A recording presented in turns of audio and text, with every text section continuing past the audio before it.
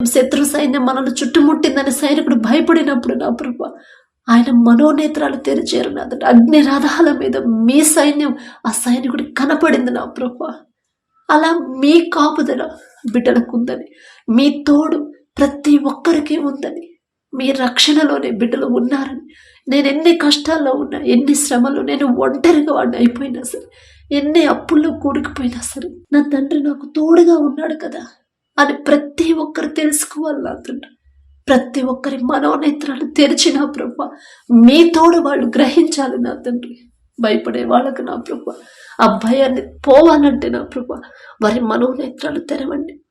కష్టాల్లోనే, సమస్యల్లోనే నా జీవితం, నా కుటుంబం నడుస్తూనే ఉంది ఎన్ని సంవత్సరాలైనా సరే అని ఎవరైతే బాధపడుతున్నారో ఆ కష్టాల్లో, సమస్యల్లో మనుషులందరూ నన్ను విడిచిపెట్టి వెళ్ళిపోయారు.